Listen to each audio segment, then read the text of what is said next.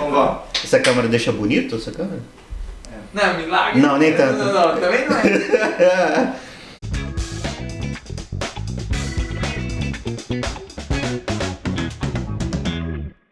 Fala pessoal, sejam bem-vindos a mais um Metocast, o podcast da Igreja Metodista Internacional de Long Branch. E eu já vou te avisando que o podcast hoje está incrível, está demais. Então já deixa seu like, já curte, compartilha, manda para todo mundo que você conhecer, que eles vão com certeza vão ser abençoados. Então fica com a gente e nesse nosso projeto é a sua forma de nos ajudar. É compartilhando, dando like, pega o link, passa no grupo de WhatsApp aí, passa no direct do Instagram, passa para todo mundo, que a chance de a galera ser abençoada é muito grande. Então, e o nosso podcast de hoje tem um convidado, todos os convidados são especiais, né? Mas nós temos o prazer de conversar hoje com o pastor Diego Grigoletto. Diego Grigoletto. Diego Grigoletto, um sobrenome meio difícil de falar, né? Grigoletto, assim, meio chique, né? Hello. Grigoletto. É tipo o meu também é difícil de falar. O meu é tipo a pronúncia tipo seu. É a mesma? Santos. Quase igual. Tem S no... Muito parecida. Tem S também no sobrenome? Não, o meu não tem S, é Grigoletto só. Não é Toso, não. Pastor, seja bem-vindo ao Metocast. Obrigado. Está feliz de ter o senhor aqui com a gente para conversar e contar um pouco de história. Queria que você já se apresentasse primeiro, falasse um pouquinho sobre você, brevemente, assim, da sua família, dos seus filhos. Bacana. Já que você falou do meu nome, eu vim descobrir que eu tinha descendência italiana. Não é bem descobrir, né? Eu vim, assim, entender que eu tinha uma descendência italiana aqui nos Estados Unidos. Nós estamos em Long Branch, USA. E quando o pessoal começou a fazer cheque, né, no meu nome e tal, depois de trabalhar e receber, o pessoal, Italian? Eu, não, sou brasileiro. Aí que eu fui lembrar, cara, que eu tinha minha bisavó, ela, né, mangiare che te fate bene, bambino. Era dessas, assim? Era. Ela falava um português bem arranhado e aí eu descobri, aí eu lembrei, rapaz, é mesmo, sabe? Porque o pessoal na família não tinha muita tradição de explicar. Depois eu fui entender, fui perguntar pra minha mãe, aí ela me explicou que os nossos bisavós, né, avós e tal, não, os bisavós vieram depois da guerra, né, pro Brasil. Então a minha história é assim, né, pra começar contando a minha história eu tenho uma mistura, né, de imigrantes que foram para o Brasil italianos e metade da família italianos, metade africanos, originais. Depois eu conheci uma bisavó minha também, que ela até falava o dialeto africano. Africano. Eu não sei exatamente, mas é africano, ela falava o dialeto e tal, e aí teve essa junção e nasci no Brasil, né, com a família assim mixada, e agora estou nos Estados Unidos. Meus filhos são americanos, eu tenho 3 filhos, o Davi, a Maressa e a Rebeca, e sou casado com uma brasileira também, a Marta, meu amor. Vamos aproveitar, falar já deixa aqui o recado, né, já muda a voz. Já vai ganhando, né. E eu acabei de completar 40 anos, nós estamos em 2002, eu nasci em 82 2022, né, pastor? Ixi, corta. 2022. Nós estamos em 2022 e eu acabei de completar 40 anos, e dia 15 de abril. E para quem vai ver esse podcast em outras épocas, estações, estou muito feliz, cheguei nessa idade. E eu costumo dizer que o pessoal às vezes tem medo de envelhecer. Eu recebi muita piadinha, viu, Thiago, a respeito de fazer quarentão. Você imagina. Chorou as piadas.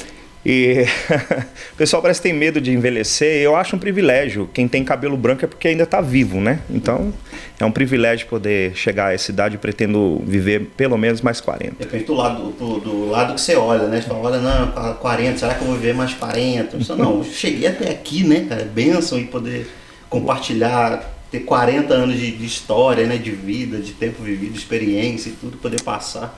Então o senhor é de São Paulo, né? Sim. É paulista? Sou de Ribeirão Preto, não reparem aí o portão, porque o pessoal pensa que quem fala assim é mineiro, e eu vim descobrir aqui em Long Branch que na realidade eu era o caipira, né? Então eu sou um dos pioneiros, não de brasileiros que veio para a América, mas de paulistanos, né? Paulistas que vieram para para os Estados Unidos. Quando eu cheguei aqui, havia somente uma pessoa de São Paulo. E aí eu descobri que eu falava com o R bem puxado. Eu sou lá do interiorzão de São Paulo. Dizem que é a Califórnia brasileira, né? Califórnia brasileira. Você não fala muito porta, né? Você fala só um pouquinho. Você perdeu um pouco também. Demais. E eu perdi o meu sotaque carioca. Ninguém sabe que eu sou carioca se não falar.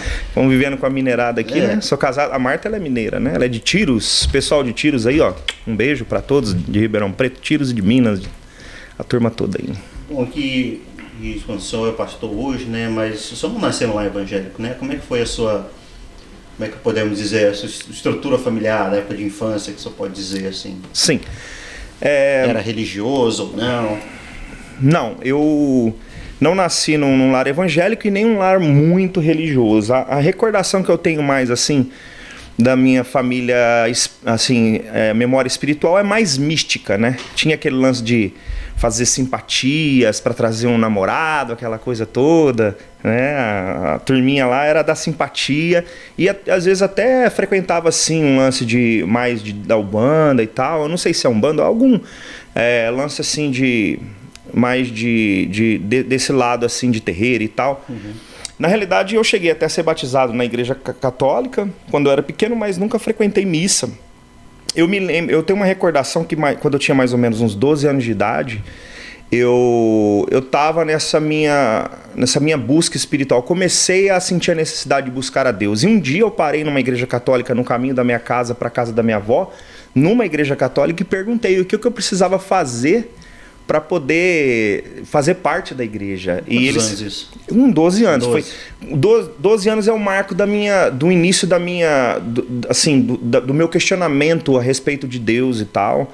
Que eu lembre, assim, que eu tenho consciência que eu comecei a me preocupar e a buscar entender a existência de Deus, né? Eu parei nessa igreja católica, eu entrei no escritório lá, que a igreja estava fechada, eu entrei no escritório e perguntei para eles. Acho que foi para uma moça, assim, o que eu teria que fazer. Ela perguntou se eu era crismado ou batizado, algo assim. Eu disse que não. E ela falou que eu deveria ter que fazer todo aquele processo de primeira comunhão, etc. Tal. E ficou só nisso. A gente conversou ali e eu fui embora. Não tive, assim, um acolhimento ali imediato. Então eu peguei e saí e fui embora. E creio que eu lembro de ter frequentado algumas missas depois também. Só que aí... Depois disso, eu me lembro que a minha mãe começou a frequentar uma igreja evangélica, né? E ela começou a ter a vida dela transformada, e um dos marcos aí, né, dessa transformação foi porque eu tinha um caso de epilepsia, né? Mas antes, então, sua mãe que levou... No caso, você tem outros irmãos, né? Ia todo mundo junto? Não, ela ia sozinha, na realidade, assim. Ela trabalhava, que eu me lembro, ela trabalhava no hospital, então, tipo... Que eu me lembro, assim, ela, tipo, já saía do hospital e descia do ônibus na igreja e começou a frequentar. E, às vezes, ela nos levava. Eu lembro deu mais indo, né? Porque a gente era menino de rua, era escola, rua e tal. E eu comecei a trabalhar muito cedo também, então o meu tempo era muito limitado. Mas eu me lembro de às vezes, ela me chamar para ir, eu ia com ela na igreja, mas não tenho uma memória muito forte a respeito dessa época.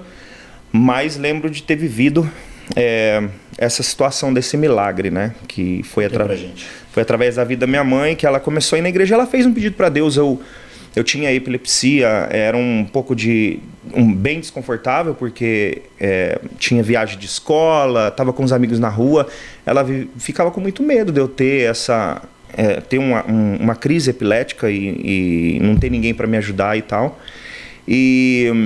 Então, quando ela começou a igreja, eu tomava remédio controlado, era muito difícil, porque a gente mal tinha condições de comprar um remédio, às vezes eu ficava sem o remédio e tal. E dizem, né, os médicos, que a epilepsia que eu tinha era emocional. Então, sempre que acontecia algo muito forte, assim, eu rolava, e eu só tinha dormindo. E tanto emocional, assim, dos dois lados, tanto pro bom e pro ruim? Sim. Uma emoção boa te levava a isso também? Sim. Um episódio que eu me lembro é que eu tinha um dente encavalado aqui no meio. Inclusive, meu apelido na escola era Dentim. Eu jogava futebol lá e a galera é Dentim.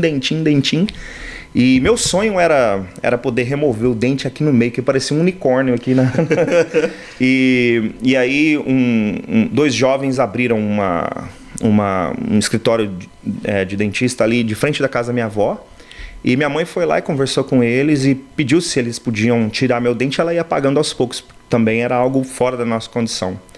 E naquela tarde, quando eu removi o dente, eu lembro de ter chegado em casa. A única coisa que eu lembro, eu estava com dor ainda, mas eu deitei no colo da minha mãe e eu só acordei no hospital, porque eu voltava da crise epilética somente tomando remédio na espinha. Então foi uma fase dura para nós, né? Uma fase muito difícil, só que, né, com essa busca da minha mãe, ela fez um pedido ao Senhor. Quanto tempo foi esse tempo que você foi descoberta a epilepsia até esse tempo que teve o pedido da sua mãe, a cura? Sim, que eu me lembro foi tipo no início da minha infância, tipo 5 anos, 4, 5 anos, até meus 12 anos de idade, por aí, 12, por aí.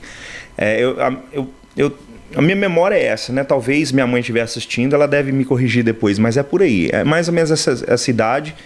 E então, assim, a minha mãe tomou uma decisão de buscar o Senhor e pedir a Ele para me curar.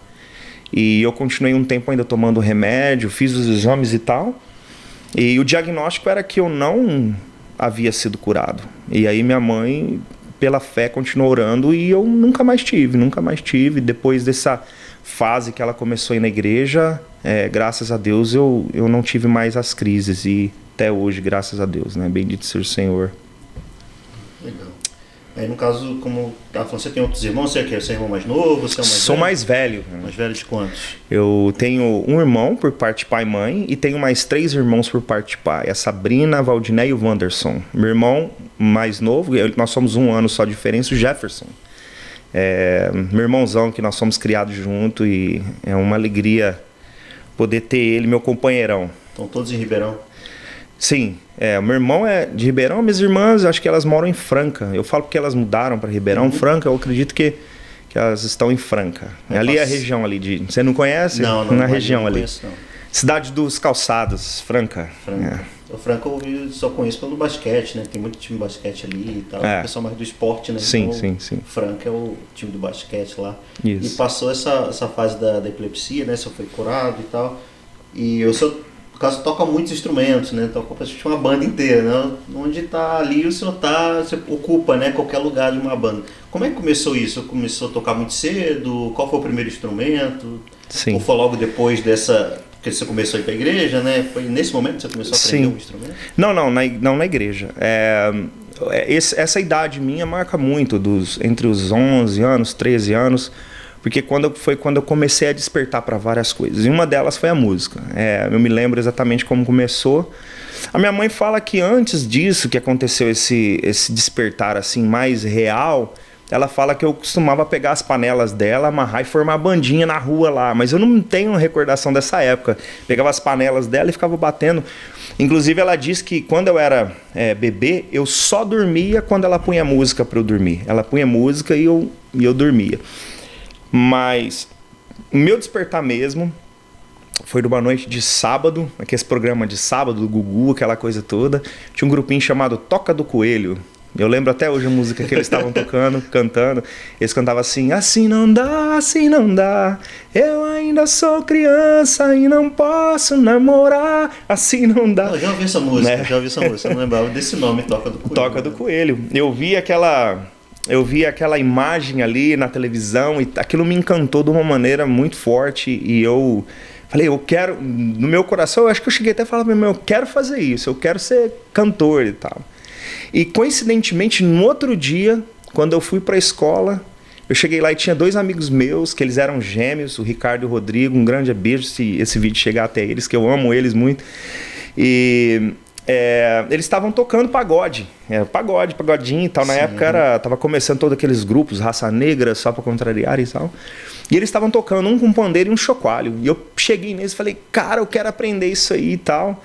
E eles olhou pra mim assim, o que esse lemão quer fazer? E eu já fiquei ali no pé deles, aí eles me ensinou a tocar chocalho na época. Só que eu tocava ao contrário, o chocalho você tem que tocar no ritmo, né? Vai... Eu tocava ao contrário, assim. Custei aprender até eles falaram, não, agora ficou bom. E aí ali eles, né, viu meu interesse e eles tinham um grupinho que eles estavam montando. Olha só o nome do grupo. Tá na cara que sambamos. Tá na cara que sambamos. Só que o grupo não tinha nada, não tinha cara de quem sambava nada, sabe? Eram umas 15 pessoas, só que foi um network legal. Conheci pessoas também da música e tal. Esse foi o meu primeiro grupo. E nesse envolvimento ali com esse grupo foi tendo uns cortes ali das pessoas que a gente gostava. E acabou que a gente pensou assim, quer saber de uma coisa? Vamos formar outro grupo? Aí a gente formou um outro grupo chamado Magia do Samba. Aí esse a gente levou mais sério, a gente começou a tocar em barzinho e tal. Você não tava no chocalho ainda? Não, aí eu fui aprendendo outros instrumentos. Uhum. Os instrumentos que eu tocava era de percussão. Até Sim. aí eu não aprendi nada de melodia, era só percussão. Então aí eu fui aprendendo repique de mão, quem conhece de música vai saber. Repique de mão, tantã, pandeiro, chocalho, tamborim, todos esses instrumentos do pagode. Eu fui aprendendo um por um ali. E aí nós formamos esse grupo Magia do Samba. A gente até tinha músicas próprias e tal. A gente sonhava em chegar nesse nível e tal. Só que a gente tocava a troco de frango e Coca-Cola nos botecos. Chegava lá, deixa nós tocar aí no domingão. E o pessoal deixava a gente lá e ganhava ali um franguinho assado com Coca-Cola. E aí foi indo, a gente foi caminhando nesse grupinho e depois eu toquei em outro grupo chamado Tom Maior. Esse já foi algo mais sério, tinha mais adultos que tocavam ali o grupo, levavam assim como algo profissional mesmo. E inclusive sou amigo do pessoal até hoje, né? A gente tem até um rapaz na igreja que é o Xuxo, que foi meu companheiro da época, né? Nosso técnico de som da igreja. A gente tocava junto e tal.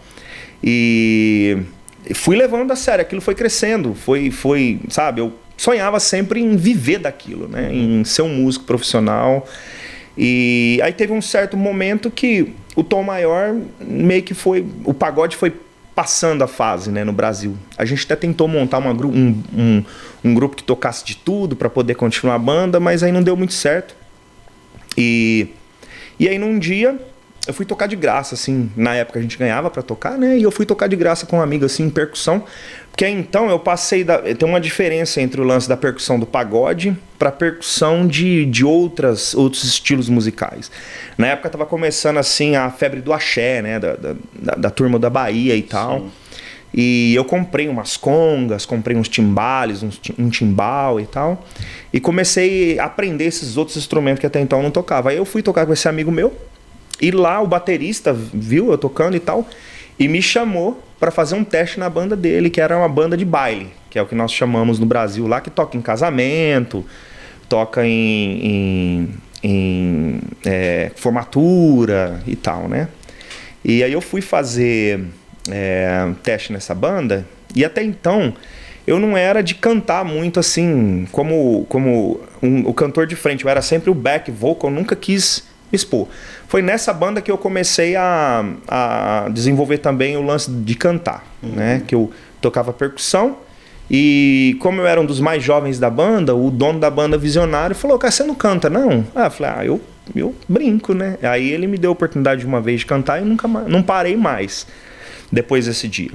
E aí, nesse tempo eu ainda trabalhava com música, e trabalhava num trabalho normal durante o dia. Então eu conciliava. Ixi, rapaz, eu fiz muita coisa. Você quer entrar nessa área de trabalho, tem que ser uma. Comecei a trabalhar com 11 anos e fui feirante com 11 anos. Depois eu fui. Trabalhei em gráfica, depois padaria, depois imobiliária. Na época que eu trabalhava e tocava nessa banda, eu trabalhei numa fábrica de carimbo, depois eu fui para uma mecânica. Aí. Eu trabalhando nessa mecânica lá, conciliava mecânica durante o dia e à noite, final de semana, viajava com a banda. E aí, quando eu tava nessa banda, eu recebi um convite de uma banda para trabalhar profissionalmente mesmo na música. Uma banda maior, que era uma banda muito conhecida na minha cidade, chamada Banda Cruzeiro do Sul. E nessa banda foi onde eu verdadeiramente me profissionalizei. Passei a viver de música e até antes de eu vir pra cá, eu fiquei nessa banda. Mas ali você, no caso, só ainda era percussão e vocal ou já estava nos instrumentos, nos outros instrumentos? Foi ali que eu comecei a ver a necessidade de eu aprender instrumento de melodia, porque eu tocava com a banda no final de semana e no meio de semana ficava ócio, né? Não tinha nada para fazer, eu só fazia cursos e tal. Então eu tinha segunda, terça, quarta livre. E meus amigos da banda iam tocar em barzinho, fazer barzinho solo e tal. Eu não tinha como eu pegar uma percussão e cantar num bar. Foi onde eu falei, eu preciso aprender um violão. E aí eu comecei a fazer aula com o Medeira, que era nosso guitarrista lá da banda Cruzeiro do Sul. Fiz aula de violão. Eu comecei a fazer um pouco antes violão clássico e eu vi que não ia rolar porque eu queria cantar popular. Aí eu passei para fazer violão mais popular e tal e comecei a tocar só o violãozinho base mesmo para fazer barzinho. Aí você começou a fazer esses solos assim, durante quando não tinha show da banda, você fazia solo nos barzinhos. Eu tocava nos barzinhos, às vezes levava um batera ou uma cantora. Comecei a eu mesmo, né, começar a pegar os barzinhos e dar uma de empreendedor ali para avançar na minha carreira e viver bem daquilo que eu fazia, que era música. Uhum. Quais eram as suas referências na época, assim, de grupo, de banda, que você pegava no barzinho e você não, gosto dessa... Quais eram, assim, as bandas que você tocava mais? Assim? A turma vai pensar que eram bandas americanas, né, porque eu tô aqui nos Estados Unidos. Tem até um episódio muito legal a respeito, lembrei agora desse lance do inglês, depois você me lembra, se você quiser que eu te conto. Eram bandas brasileiras, o pagode era a minha referência muito forte, apesar de já ter passado, eu gostava muito. O lance da música baiana também gostava, e do pop era Jota Quest, Capital Inicial, essas bandas assim que estavam estouradas na época, né? Skank, eu tocava essas coisas populares. Aí às vezes ia pro MPB também, Djavan, Gilberto Gil, coisas desse tipo. Dava pra fazer assim, dependendo do ambiente que eu ia tocar, variava, né? Se era algo mais universitário, eu tocava algo mais popular. Sim. Se era algo mais sofisticado, encaixava algo assim. Depois veio o lance do sertanejo, assim, que voltou a estourar com o Bruno Marrone, né? Eu imitava o Bruno Marrone e tal. Eu gostava, no show, a gente tinha um quadro lá que eu me vestia de Charlie Chaplin na música daquele do Dormir na Praça, que o cara dormiu na praça lá e o guarda acorda ele. Sim. A gente tinha um quadro na banda Cruzeiro do Sul que eu me vestia de Charlie Chaplin, entrava ali fazendo Charlie Chaplin, aí o guarda era uma moça que ela vinha pra me acordar e me bater e virava toda uma cena ali. E eu começava a cantar a música no show do Bruno Marrone lá, Dormir na Praça. Tinha toda uma encenação, e eu dançava também, né? Eu era percussionista da banda, cantava e dançava. E no barzinho era mais simples, né? Mas a gente também tocava o sertanejo e tal. Que foi na época que começou o tal do universitário, né? Começou a iniciar ali com um fenômeno Bruno Marrone na época, né? Aí, um tempo depois, eu fui participar do programa no Popstar, né? Sim. Popstar é um programa do SBT, pra quem não lembra, né? É bem antigo, né? Foi em 2001. 2001. Eu tinha... Que dali foi que... Parece que teve uma temporada que foi só de menina, não foi um negócio desse? Que lançou uma banda de menina? Eu tô confundindo, é 2003. 2002 foi o Popstar das meninas, que lançou o Ruge. Isso, a primeira temporada só das meninas, a segunda temporada lançou o Bros, né? Isso, 2003, isso. 2003 foi isso que você participou. E como é que foi esse... Como foi esse...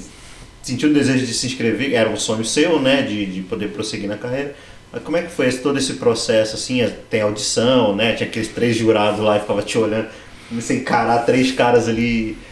Assim, tem muita gente que é talentosa e você fica nervoso também, tá no meio de uns caras assim que são famosos, né? Produtor musical e tudo. Sim. Como é que foi esse tempo de popstar?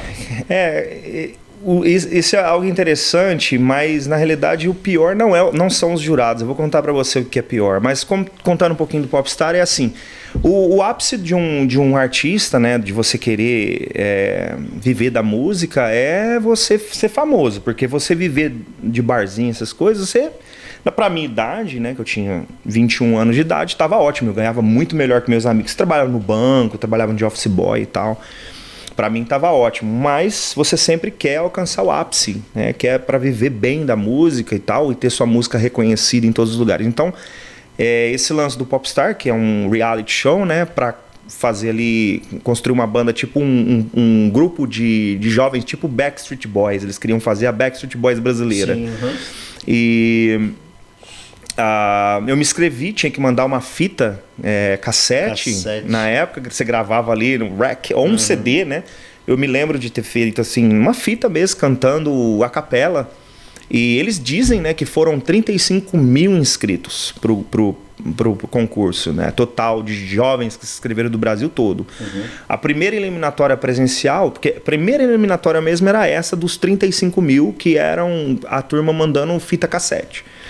Não sei se eles escutaram tudo, mas eu fui selecionado. Aí eles me chamaram mandaram um e-mail lá, na época... tinha que ligar no orelhão e depois eles fazer a inscrição. Era um rolo lá. Na época ainda a internet não era tão avançada igual hoje. Eu não tinha telefone em casa na época. E aí mandaram uma resposta, eu creio que foi por e-mail na época. E aí eu fui aprovado. Eu fui aprovado para ir para São Paulo. Eu tive um show um dia antes da primeira audição. E o rapaz lá que era dono da banda fez questão de me levar até São Paulo. E pôs um motorista para me levar lá, foi muito gentil comigo, o Osmar. E tinha umas audições em cada estado, né? Não. Essa era só em São Paulo. Essa era só em São Paulo? Só em São Paulo. Foi no Sambódromo de São Paulo. E eu cheguei lá, cara, é um negócio impressionante. Você chega, o impacto é muito grande, porque você vê aquela galera jovem, porque tinha uma gama de idade, acho que é de 18 até 24 anos, 18 até 20 e poucos anos. E você chega, você se sente pequenininho, porque você chega lá, você vê uns caras preparados. Você fala, não, esse vai ganhar. Você fala, eu não tenho capacidade de ganhar um concurso desse. O que eu vim fazer aqui? Perder meu tempo, cara. E aí, cheguei lá no Sambódromo, eram 5 mil jovens, lotado assim o Sambódromo. O dia inteiro de audição, você chega lá, você pega um número e tal. E é real, cara. Assim, eu fiz essa primeira audição. Fiquei muito feliz que eu passei. Aí eu tinha que ficar em São Paulo, né? Porque cada semana tinha uma audição diferente lá. Tem imagem no YouTube? Tem imagem no YouTube. Então eu quero esse vídeo na minha mesa amanhã. É meio aqueles videozinhos meio ruim que é, né? 2003. Vocês vão ver. Mas tem. Precisa sempre estar disposto a mostrar uma boa evolução. Diego, o Popstar precisa, evidentemente, evoluir sempre. Você, durante o workshop, teve uma evolução muito grande, por isso nós convocamos você para essa etapa.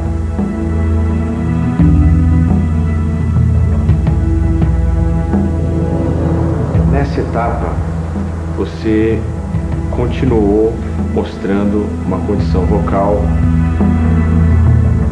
parecida com o workshop. A gente esperava mais em você. Ver a cor dos teus segredos, vem ver e mostrar pra todo mundo. Você só sabe dançar, sem dúvida. Mas o principal instrumento de um artista, de um cantor, de um popstar, é a voz. E nesse ponto, infelizmente, você não evoluiu. Por isso, a gente não te classifica para a próxima fase.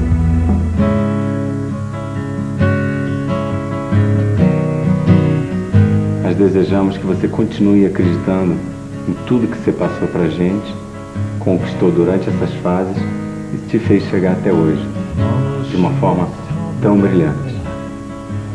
Por isso, merece os nossos aplausos.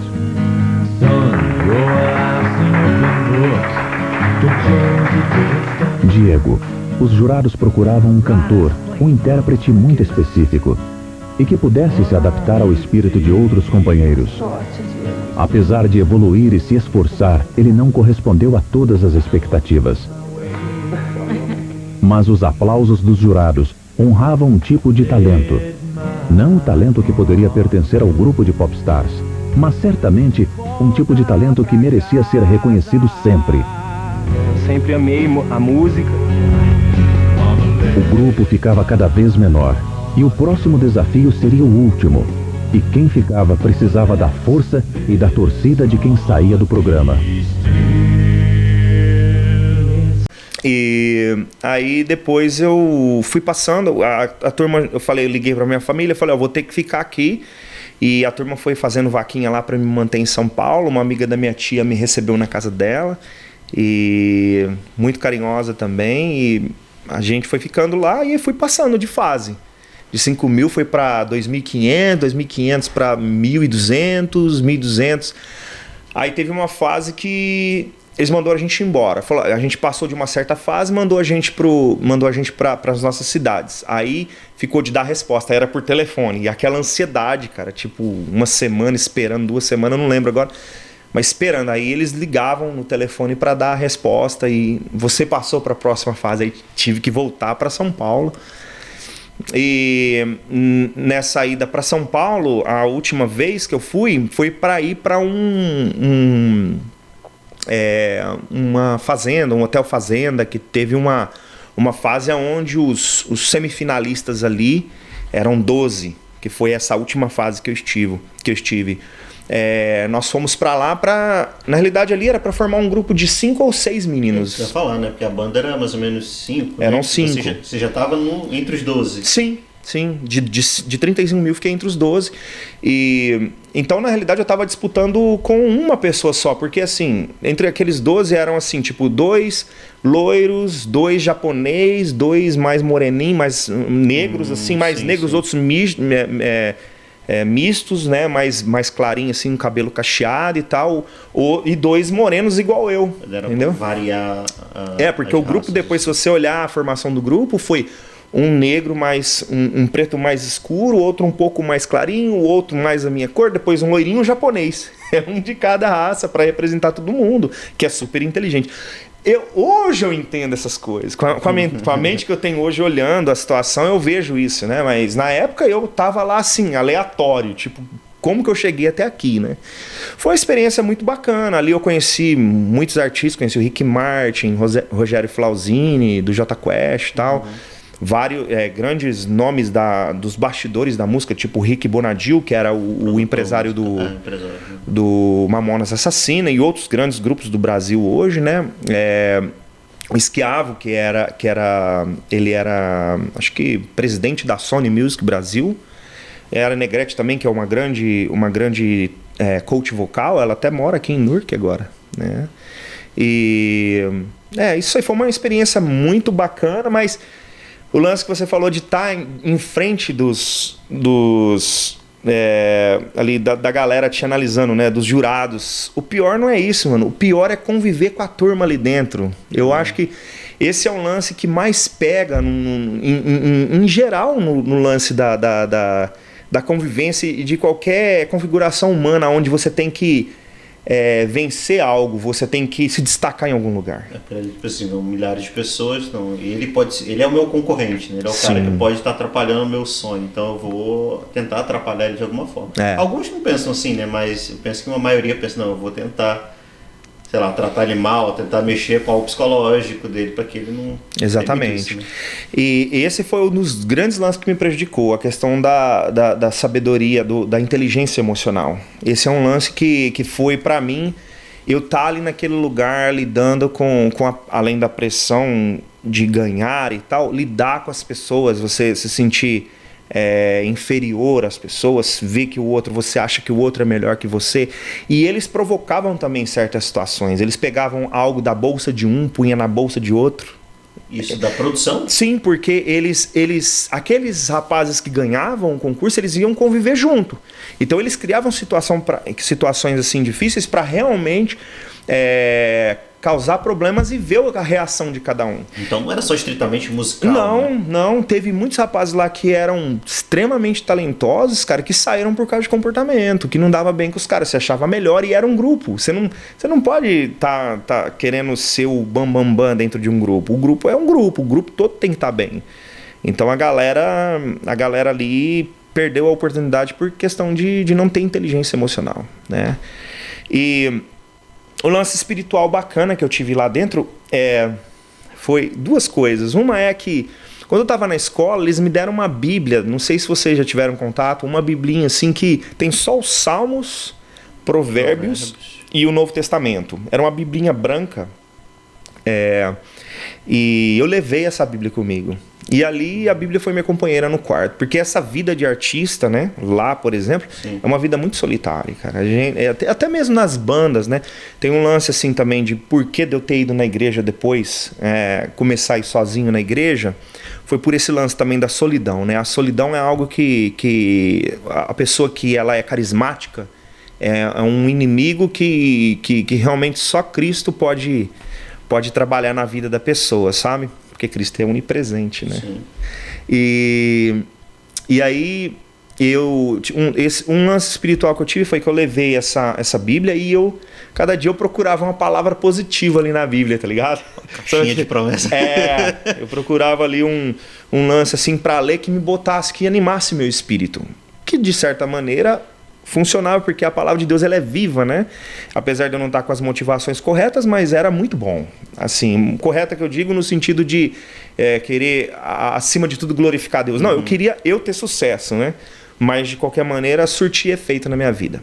E o outro lance espiritual que eu tive é que um dia antes de eu sair do programa, nós estávamos assim no pátio do Hotel Fazenda lá, tinha uma piscina linda, uma parte onde era o refeitório assim, e perto da piscina, se a turma olhar aí, buscar na internet, vai ver o que eu tô falando lá, tinha um lance assim que era tipo umas pedras grandes, naturais assim, lá embaixo, tipo no abismo assim, um gramado maravilhoso, muito lindo, escrito Popstar grandão assim, o helicóptero fazendo imagens aéreas na hora e tal.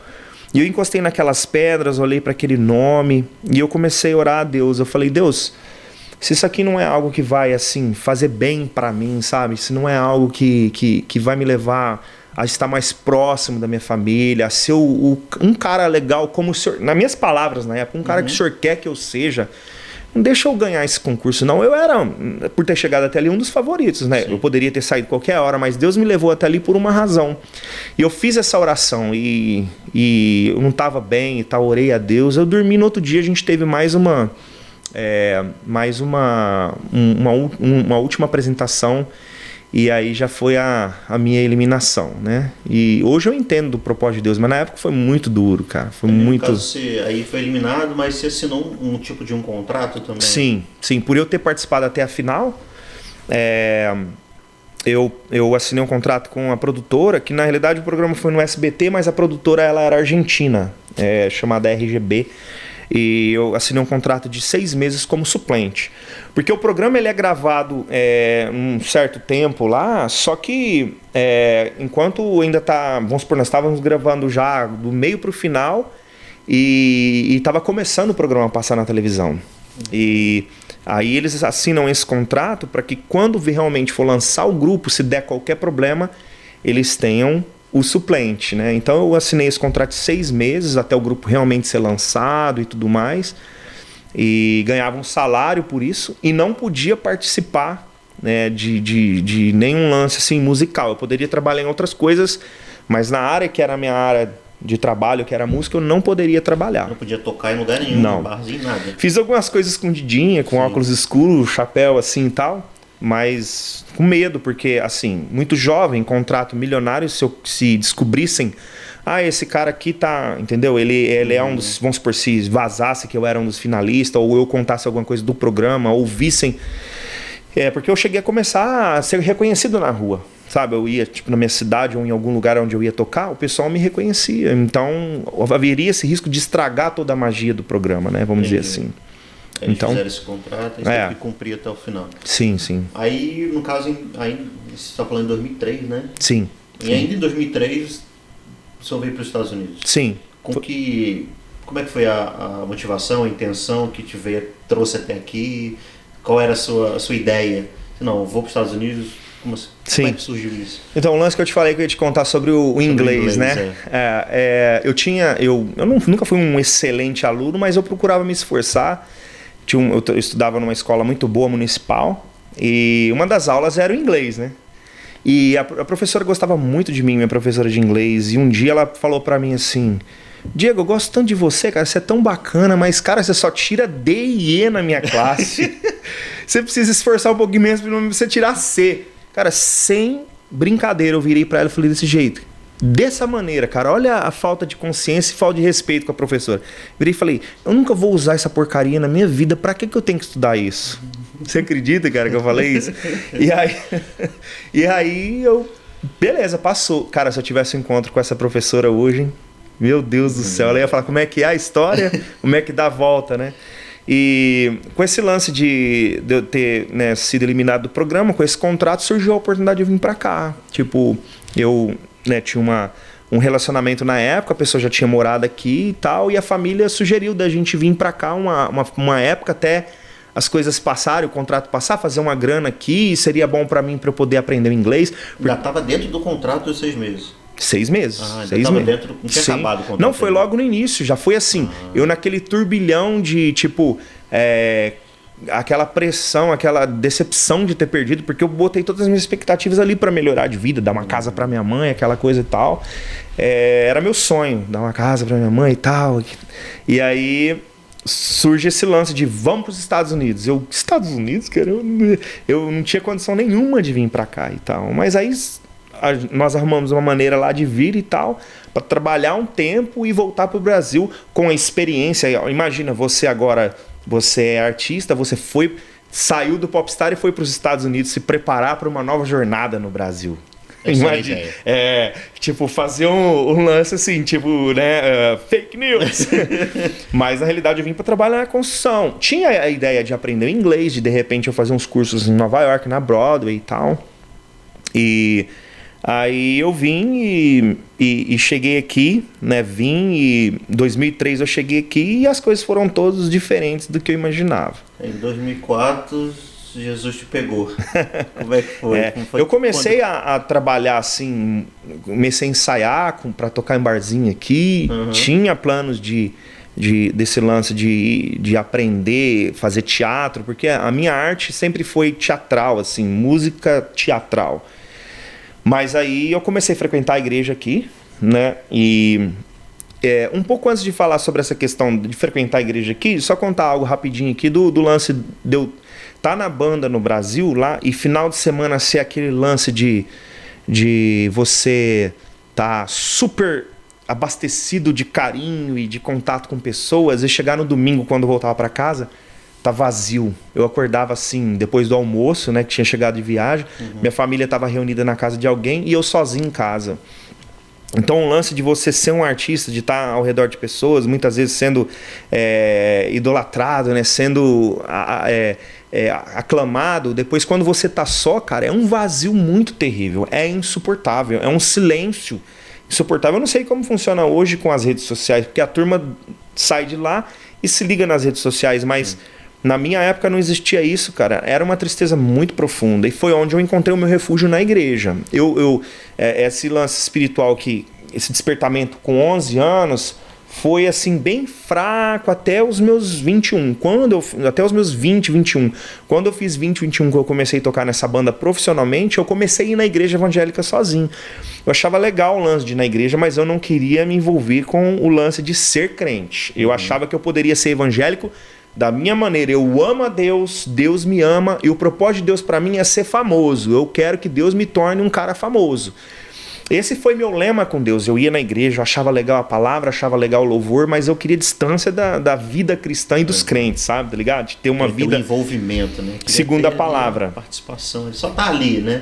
Chegava lá como um espião, assim, saía como um...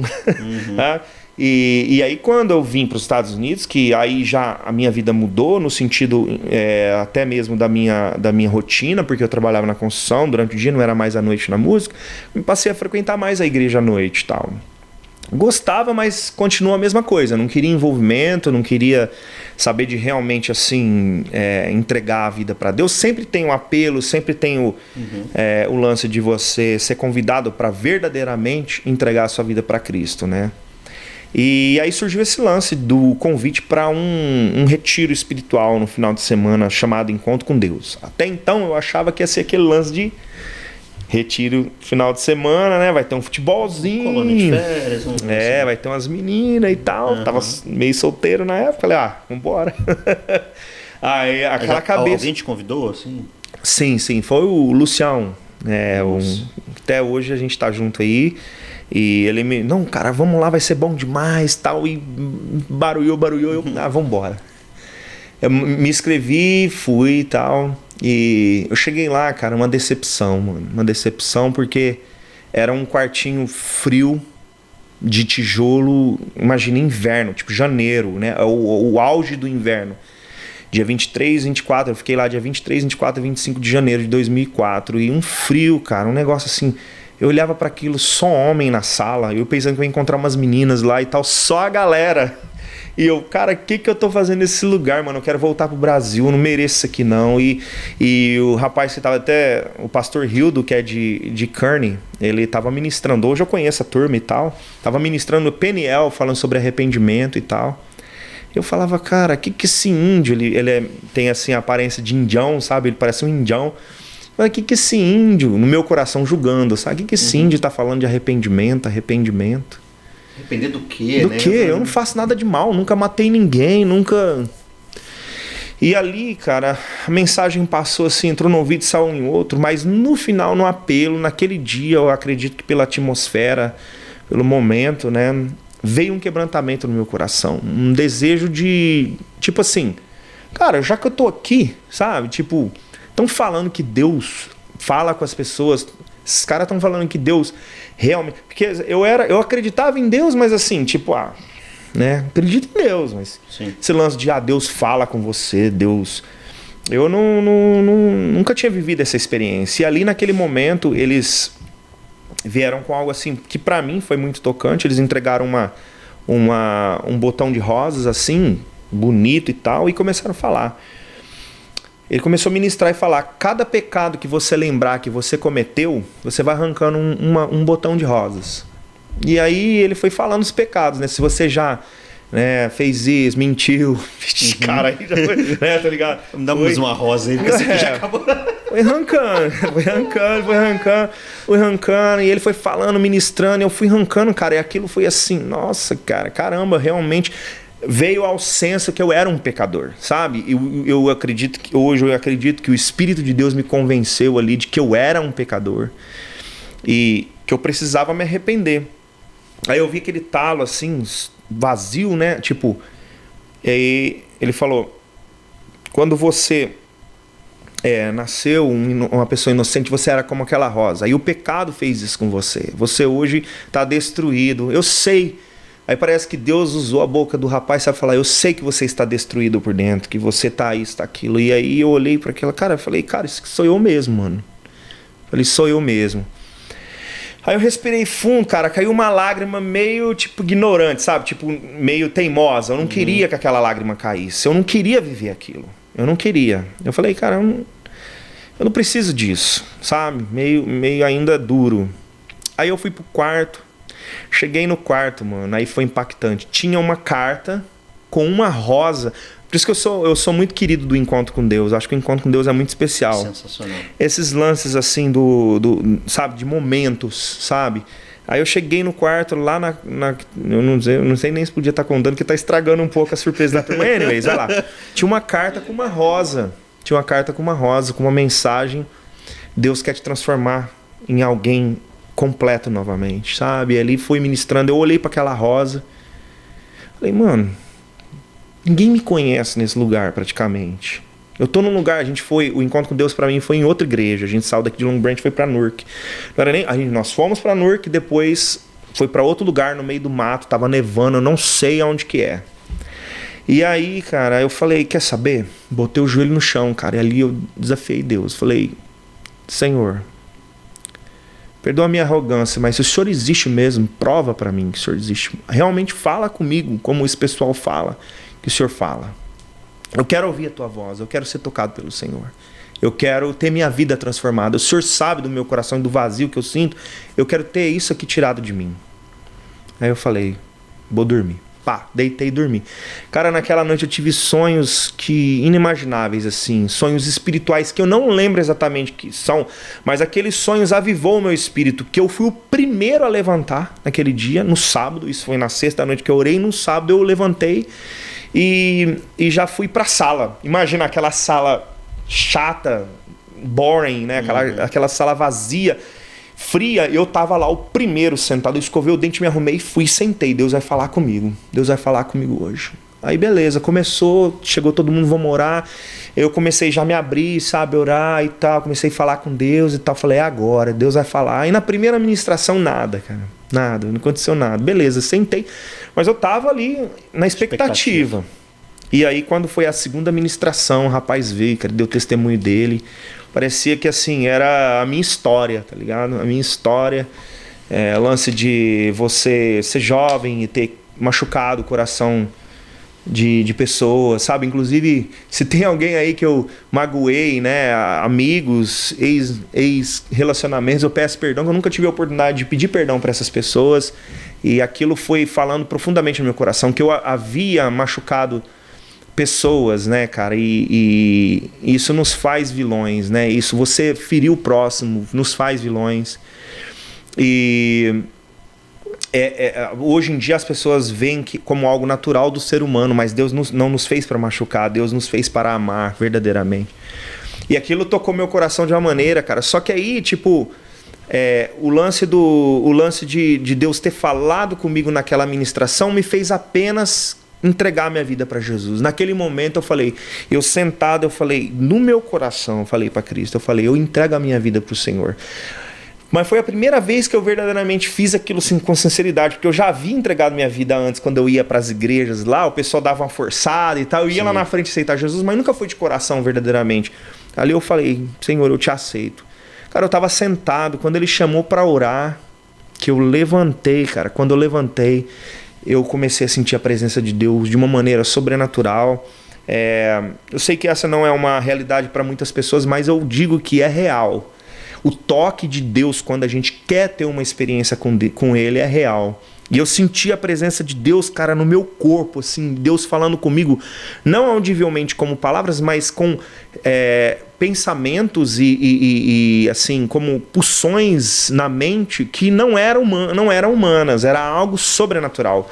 E Deus começou a falar comigo no lance de que Ele era o meu pai, de que mesmo que eu fui criado assim, com minha mãe e meu pai separado e tal, e o meu pai foi um pouco ausente, então isso fazia muita falta para mim, era algo que me magoava muito. Deus foi falando que Ele era meu pai, que Ele cuidou de mim, e que aí Ele falava de circunstâncias que eu vivi de perigo na minha adolescência sozinho, tipo tentativa de abuso sexual, sabe? Quando eu jogava em clubes tentando ser jogador de futebol, proposta de pessoas com lance da música, de que eu vou te fazer famoso, você tem só que tal, fazer isso. Corrupções humanas que eu vivi, que me traumatizaram. Deus me falou que Ele me livrou daquelas coisas, sabe? Eu vivi assim, Deus foi falando comigo claramente de coisas muito pessoais que ninguém sabia, ninguém estava ministrando, e foi vindo, cara, e aquele poder de Deus tocando o meu coração. E aí eu senti, cara, como que algo pesado saindo de mim. Pesado, aquela tristeza, aquela solidão. E isso não é porque eu não tive apenas porque eu não tive uma família estruturada, porque eu tive um amor de família muito bom. A minha mãe, as minhas tias, minha avó, meu irmão, eles foram assim uma grande e linda família. Minhas primas, a gente teve assim uma família, até meu pai mesmo teve momentos muito especiais com ele, mas é um lance assim de um vazio existencial mesmo, que só Deus pode preencher. E aí, cara, eu vivi aquilo ali, tão lindo, tão maravilhoso. E eu lembro como se fosse hoje, assim, o que aconteceu logo após. Logo depois que, um dia antes tinha nevado, na sexta-feira, nevou a noite toda na sexta pro sábado. Quando, cara, terminou aquela ministração, que nós saímos pro almoço, saiu um sol, a neve começou a derreter, e os esquilinhos brincando, assim, cara, do lado de fora. Parecia que eu tava vendo, assim, sabe aqueles desenhos coloridos que você vê, aqueles lances que você vê só em desenho animado? Eu comecei a ver tudo mais colorido, tudo mais lindo, cara. Eu sentei debaixo da árvore, eu comecei a querer correr atrás dos esquilinhos, assim, peguei neve, passei no rosto. Eu vivi algo tão lindo, como uma criança. Eu havia nascido de novo mesmo. E eu queria contar para todo mundo de Jesus. Então ali, minha vida foi completamente transformada e entreguei minha vida verdadeiramente para Jesus. E foi a sua experiência, né, com Deus. Sim. 3 dias que mudaram a sua vida. Você tem alguma música da sua conversão, assim? Tem. Então eu vou te dar um violão aqui, assim, agora. O pastor é músico, a gente dá o violão na mão dele. Você lembra da música? Eu lembro, cara. Tem uma banda que marcou a minha conversão. Foi assim, tanto lá no Encontro com Deus, quanto depois, né? Uma das pessoas que me marcou muito, assim, que me ajudou muito a vencer depois, porque você se converte, mas tem um processo de santificação, né? Logo após. Foi a pastora Ludmila Ferber, que infelizmente faleceu esses tempos agora. Me entristeceu demais, que ela era como uma mãe espiritual para mim, sabe? Eu fui em vários eventos com ela, assim, ela me fortaleceu muito, a vida dela, as canções dela. Mas tem uma outra banda chamada Filhos do Homem, que foi também, assim, a canção da minha conversão, sabe? Aí tinha uma música que falava assim, esse eu lembro aqui. Meu Jesus, me leva pra perto de ti, me leva onde eu possa ouvir a sua voz, pois quando eu escutar, de todo o coração obedecerei.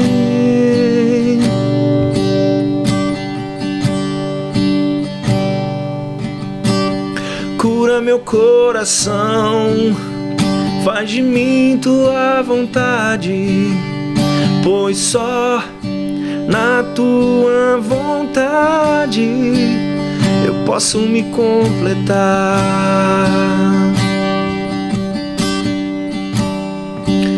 Eu posso me completar.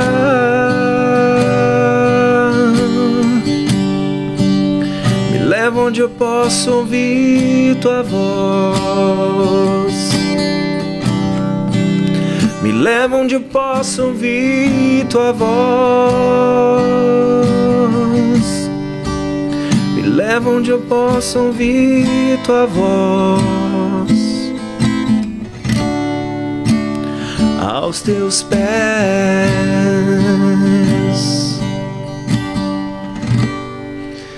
E lá se vão 19 anos, meu mano. Essa foi uma das canções, assim, que me ajudou demais, cara. E foi um tempo, assim, incrível, né? Um encontro com Deus, né? Às vezes a gente vai com expectativa, às vezes, né? De, não, isso aqui não... Mas pode mudar, né? A vida de alguém e ter um momento ali de realmente de experiência com Deus, assim, incrível, né? E pode mudar realmente a história de uma pessoa, né? Que sem dúvida se abre para o Senhor ali e a gente faz prova do Senhor, né? Ele vem e fala e muda até a gente a forma, como você falou, né? Você passou a ver as coisas, a neve derretendo, os esquilos com um outro olhar, né? Sim, sim.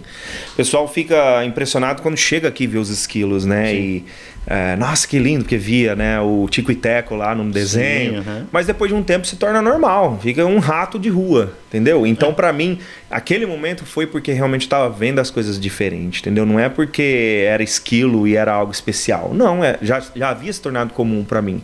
A neve já havia se tornado comum pra mim, porque eu já tinha vivido ali, tinha visto neve antes. Então não era algo que me impressionava. Foi verdadeiramente, era como se as coisas estivessem mais coloridas. E eu costumo, esse lance de ter a oportunidade de ter uma experiência com Deus, eu costumo dizer o seguinte: quando uma pessoa, cara, decide entrar numa igreja, sabe, ir numa reunião, que seja uma célula, que seja um retiro espiritual, sabe, que seja um louvorzão, quando a pessoa decide ir à igreja, cara, a gente tem que agradecer muito a Deus e tratar daquelas pessoas de maneira muito especial, sabe? Para que elas possam ter a melhor experiência, porque infelizmente, cara, a maioria das pessoas a igreja não é um lugar que elas querem estar, entendeu? Eu vejo que as pessoas hoje, elas querem grana, querem buscar outras coisas. Então você sabe o tanto que é difícil você convidar uma pessoa e ela aceitar ir na igreja. Então quando ela vai, sendo que é um dos lugares mais especiais do mundo, né? Eu sei que teve várias pessoas que teve experiência com Deus no próprio quarto, ou em viagens, ou outras coisas, mas o lugar mais propício para um encontro com Deus é a igreja. Sim. Então por isso que nós preparamos os nossos cultos com muito carinho, né? O louvor, nós preparamos todo o lance da recepção das pessoas com muito carinho. E as igrejas têm que melhorar cada dia mais, cara, para poder desenvolver um trabalho de acolhimento, de vários grupos diferentes, né? Sim, porque a gente não sabe, você falou, né? Às vezes o pessoal tá na igreja por algum motivo, né? Às vezes a gente não sabe da luta que tá passando por dentro. Sim. Né? Então, muitas Sim. vezes só realmente um acolhimento, algo que é até simples, né? De poder, sei lá, ser ouvido para alguém, né? Poder abraçar e perguntar aí como é que tá, e tá junto, tamo aí, né? E você pode... Eu vivi uma experiência muito especial, cara, esses dias para trás. Eu quero dizer isso para a glória de Deus e para incentivar. Eu sei que cada um tem uma personalidade, né? Cada um tem um papel no corpo de Cristo, mas assim, para mim não tem nada mais impactante do que receber o feedback das crianças, cara. Sabe? Eu sempre quis ser pai, eu tenho 3 filhos e para mim uma das coisas mais especiais são as crianças na igreja. Apesar de eu não ser de ministério infantil, mas eu presto muita atenção nas crianças e me dedico a conhecer as crianças. E o que me impactou esses dias para trás, cara? Um jovenzinho, um rapazinho de mais... Ele deve ter o quê? Uns 7 anos de idade. A mãe dele fez questão de trazer ele até mim e falar para ele me dizer o que ele falou para ela. Na realidade, eu cheguei para cumprimentar eles, abracei todo mundo e tal... E ele fala pra ele agora o que você falou pra mim. Aí ele ficou meio sem graça assim e tal. Aí ele virou e falou assim: eu falo meio assim baixinho e tal, né? Eu gosto de você porque você sempre nos cumprimenta, você sempre dá atenção pra todo mundo. E eu tô falando isso, cara, é a minha personalidade, é algo que é natural para mim, mas eu acho que é algo muito importante que a igreja tem que fazer, sabe? De realmente dar amor e carinho para as pessoas. Quando elas vão à igreja, que elas se sintam amadas. Muitas pessoas nem gostam tanto de ser abraçadas, de ser tão bem recepcionadas. Às vezes é constrangedor, mas marcam elas. Que as pessoas chegam na igreja, elas vão ali, elas não vão conseguir ver Cristo de uma maneira imediata, né? Eu vim cá por causa de Jesus, não vou... Não, cara, elas vão... Até mesmo eu, na época lá que eu ia pra igreja, eu ficava olhando as pessoas, sabe? O jeito que as pessoas tratam, o jeito que as pessoas testemunham de Cristo, né? Eles vão ver chamamos de a imago Dei, né? A imagem de Jesus em nós, Sim, né? somos nós. A imagem, como é que a gente se porta e trata o outro. Né? Isso marcou, eu não esperava, sabe? Eu não faço isso para ter esse feedback, eu faço naturalmente, só que me marcou, sempre me confirma aquilo que eu acredito. Que é o lance de você dar... Cada culto, cara, é único, é especial. Cada vez que você tem uma reunião, apesar de você estar cansado, etc., é único. É único, é uma oportunidade única. Talvez aquele é a sua última célula, ou a primeira de muitas de alguém que vai se converter. Ou aquele dia o seu filho vai ter encontro com Deus, sabe?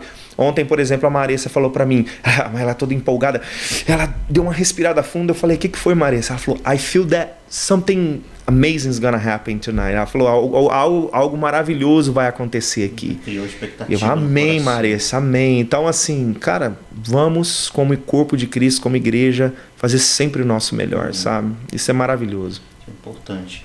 E a gente falando um pouquinho de música, assim, você tem música autoral, né, também. Tem. E como, assim, eu já ouço alguns músicos e ministros de louvor e tal, e cada um tem uma história já de como vem as composições, né? A Ana Paula Valadão é no chuveiro, muitas músicas, né? Sim. Outros é no lugar secreto ali, outros eles têm que ter um momento. Alguns não estão no lugar secreto orando, vem uma música. Outros não, eu tenho que parar 1 hora do meu tempo ali e começar a dedilhar alguma coisa para sair alguma coisa. Então, são vários tipos. Como é que surgiu as suas composições? Assim, de onde que vieram? Eu até preciso de registrar essas músicas. Eu tenho várias composições, mas não tenho nada gravado, sabe? Evangélico, né? Eu gravei antes, eu tenho um CD de forró.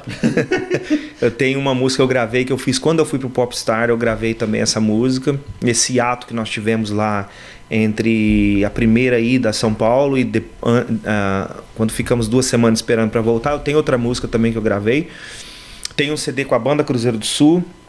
Mas as minhas músicas cristãs eu não tenho gravado, precisava gravar isso aí, mas no meu caso, o lance do chuveiro lá são pregações, cara, ministrações, temas de ministrações e quando eu vou ministrar, eu tô tomando banho e, cara, parece que clareia assim na minha mente e eu monto toda a ministração, início, meio e fim, tomando banho. Claro que depois eu tenho que sentar e organizar. Sim. Mas a ideia tá toda ali. Agora a música, as minhas primeiras canções foram orações para poder vencer o pecado. né? Vencer o pecado. A primeira música que eu fiz cristã foi Ensina-me, né? Porque a música fala assim: Jesus cuida de mim, né? Pertenço a ti, teu nome eu quero exaltar e tal. Ensina-me a te adorar, em teu colo, Pai, vou me entregar, algo assim, uma poesia tipo no sentido de vencer, porque, como eu falei, a luta continua depois que você se converte, né? As tentações e tal. Então as minhas canções eram tipo orações de resgate, de fortalecimento, de transformação, a maioria. E tem uma engraçada, né, que eu fiz um reggae que é uma resposta pro inimigo.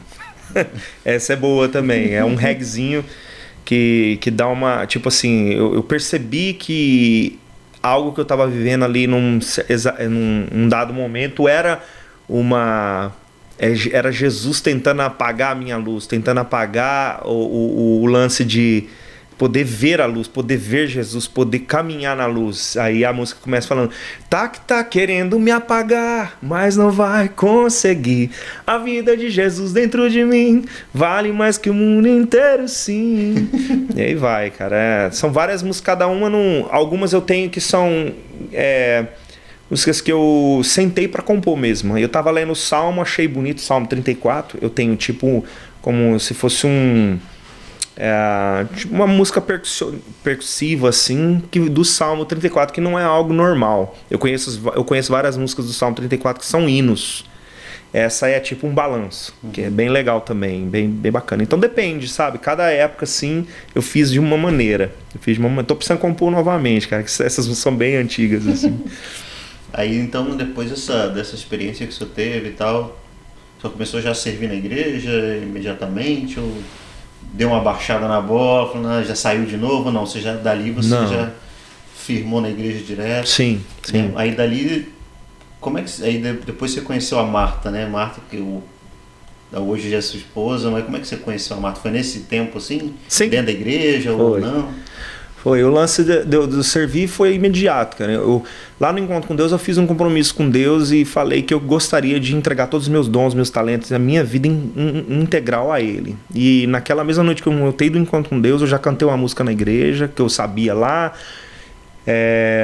mais ou menos, já cantei, aí já fui convidado para fazer parte do Ministério de Louvor. Depois eu fui ajudar em células, ser líder de jovens, sempre trabalhei no que precisasse, sempre disposto a servir.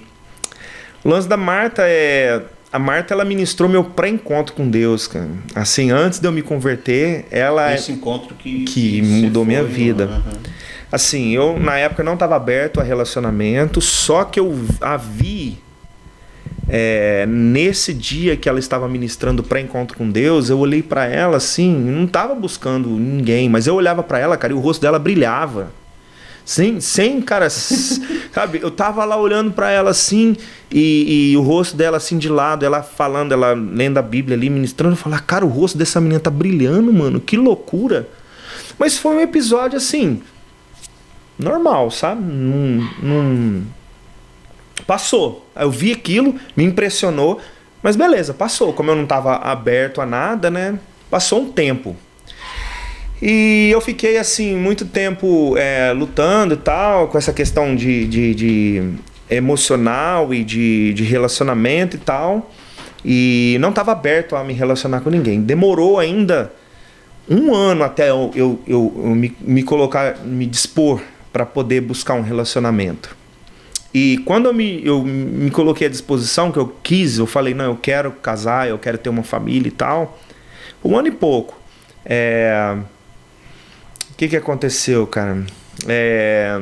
A gente começou a se aproximar. Tipo, ia ter um congresso na igreja e a gente começou a fazer uma coreografia para dançar junto. Só que, cara, completamente, tipo, nós éramos amigos lá do grupo de jovens e tal, mas não tinha nada a ver, sabe? Nunca tinha olhado para ela de maneira diferente, assim, romanticamente. Mas nesse dia que a gente começou a estar junto ali com o grupo, eu comecei a olhar para ela com carinho, assim, e comecei a falar, rapaz, que esquisito, nada a ver. Tipo, eu achava ela bonita e tal, mas não era algo que eu tava na expectativa.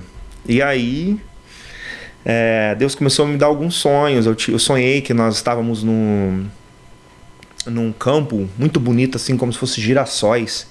E nós segurávamos um menininho de cabelo cacheadinho não, tipo tigelinha, assim, sabe? Sim. Depois um dia eu me vi nessa situação. A gente tava num lugar assim, tipo um campo, e com Davi e o cabelinho assim, redondinho. Eu falei, cara, que loucura, sabe? Teve outros sonhos, assim, proféticos. Será, cara, e tal? E aí a gente nesse lance dançando junto na igreja, aí eu já comecei a me aproximar dela ali e tal. Comecei a orar ao Senhor, sabe? Conversei com o meu líder na época, e meu líder falou, meu irmão, a maneira mais fácil de saber se é de Deus ou não chega nela e conversa, cara. Aí um dia lá eu cheguei nela e falei, tô tendo alguns sentimentos por você e tal, que tal a gente orasse? Que na época a nossa maneira de namorar era assim, sim, né? Sim. Depois de eu ter me convertido e tal, eu queria fazer tudo direitinho, então a nossa maneira era, vamos orar pra ver se é de Deus e tal. E eu comecei a orar com ela, né, em janeiro de 2005, e em março nós estávamos noivos. Nós oramos, decidimos casar. Decidimos não, né? Eu decidi pedir ela em casamento. Em março ela aceitou, e em setembro de 2005 nós casamos, cara. Uma loucura, porque eu aqui sozinho, né, sem família, meus pais estavam no Brasil, minha família toda no Brasil, é um choque para eles. Eles acharam que eu tava meio maluco, né? Mas era propósito de Deus, mano, e foi lindo, foi maravilhoso, e estamos aí já, vai completar esse ano 17 anos de casados. 17 anos, 3 filhos. 3 filhos, e maravilhoso, nós servimos juntos no Ministério de Jovens e tal, e depois foi algo muito bacana. E o lance da Marta, olha só pra você ver que loucura, não foi só eu que sonhei. Ela tava nesse lance também de querer namorar, querer casar e tal, na igreja. E tinha um rapaz que gostava muito dela na igreja e propôs pra ela. Só que ela não sentia que era de Deus. Só que aí de tanto insistir, ela decidiu dar uma chance pro rapaz. Naquela noite, cara, que ela ia dar a resposta pro rapaz, o irmão da igreja chegou pra ela e falou, Marta, eu preciso tirar algo do meu peito, que eu preciso falar com você. Eu tenho sonhado, cara, que o seu esposo, Deus tem falado no meu coração que o seu esposo é o Diego. Ele falou bem, ele falou até o nome. Falou que era eu, o esposo dela.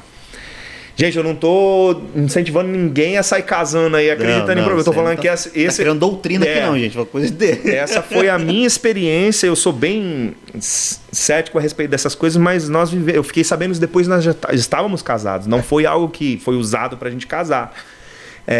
E aquilo impactou porque ela já gostava de mim desde quando eu entrei na igreja.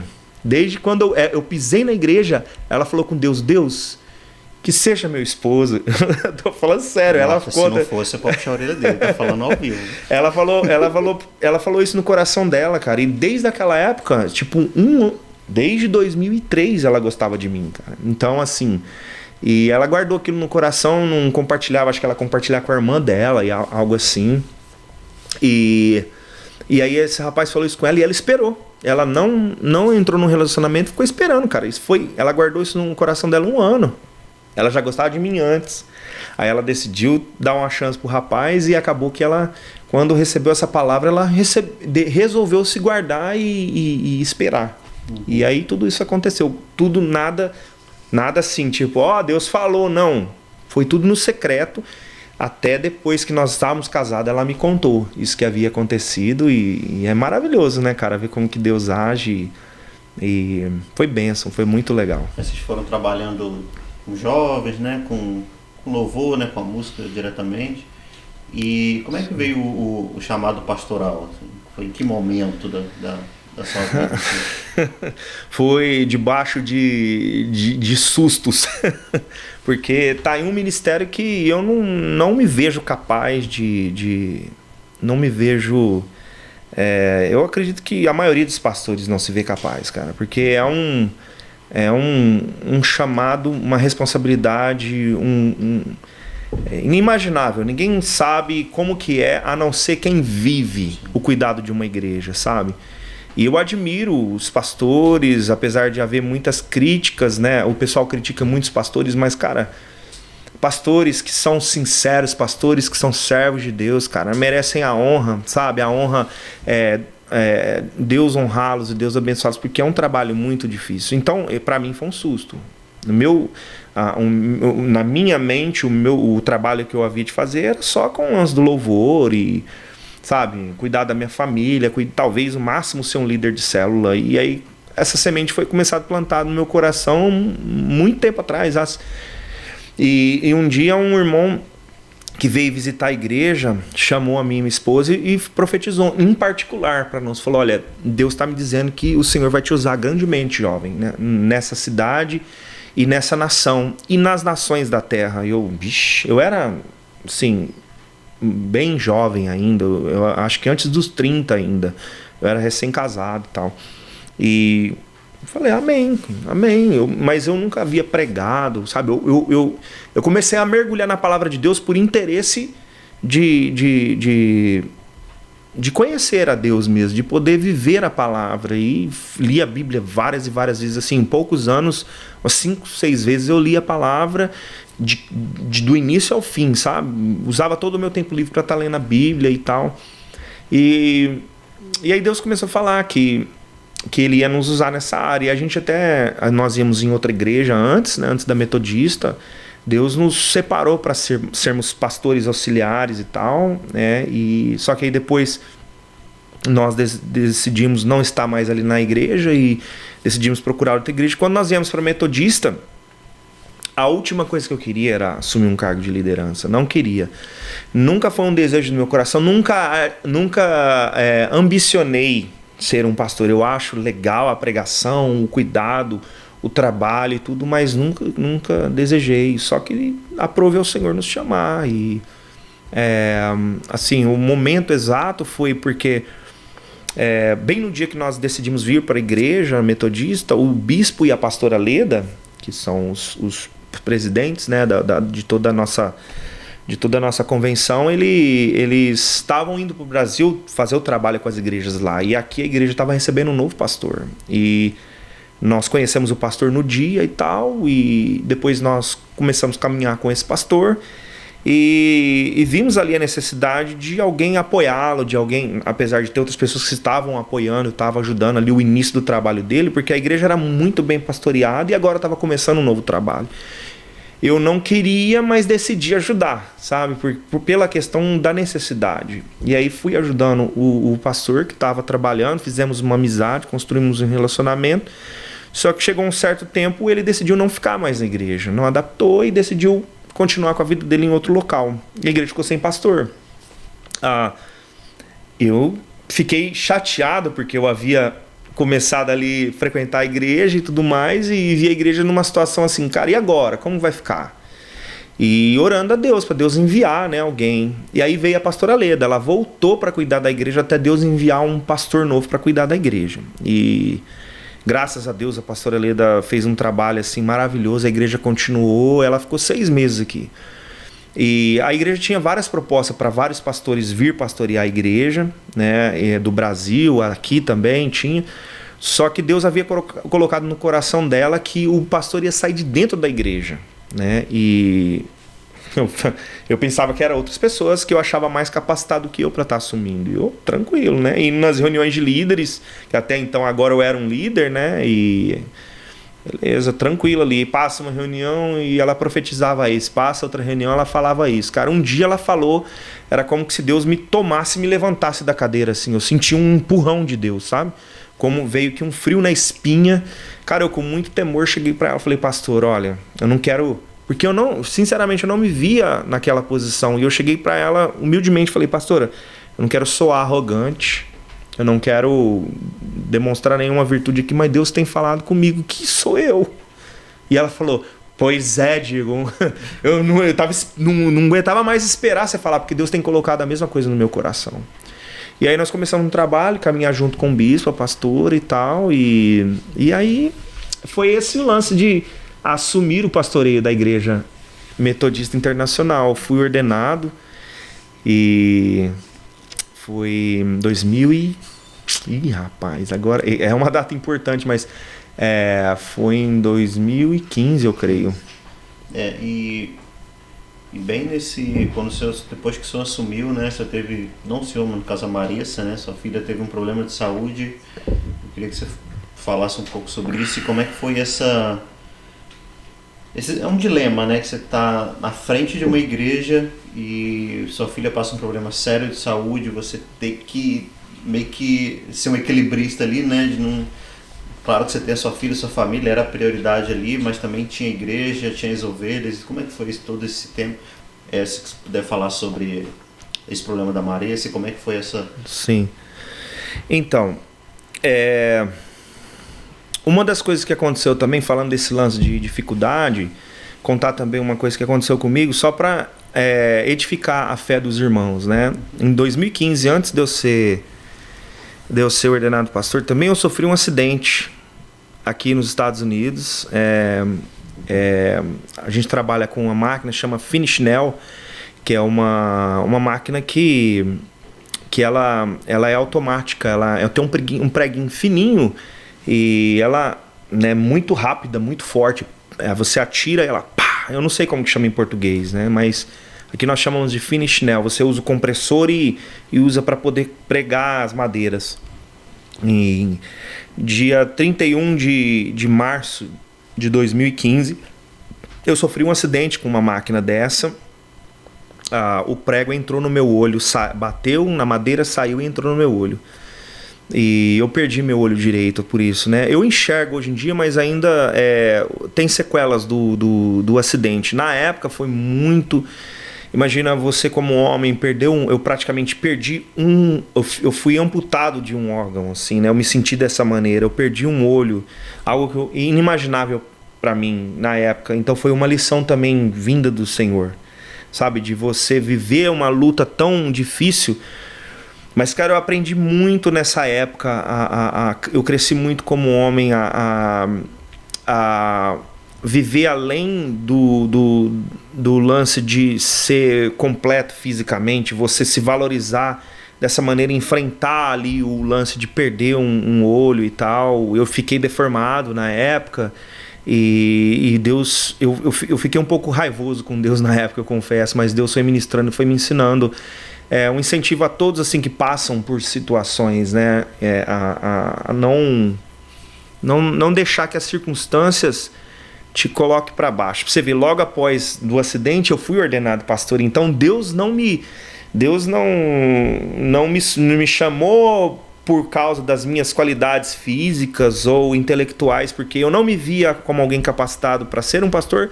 Eu sofri esse acidente, acabei perdendo o olho. Se você olha pelos olhos naturais, você fala, não, esse não é o candidato. Mas mesmo assim Deus me chamou. E aí, no meio do processo do pastoreio, também eu teve esse lance da minha filha começar a ter epilepsia. Nós saímos de casa de manhã para levar ela para a escola e logo cedo, esperando o ônibus passar, nós estávamos conversando, Maria e tal, ela super empolgada tal com a escola, conversando normal. De repente ela começou a conversar assim, coisas que não fazia sentido. Ela começou a murmurar coisas assim e torceu o pescoço pro lado. Cara, sua alma sai do corpo, sabe? Você assusta de uma maneira que você não sabe o que está acontecendo.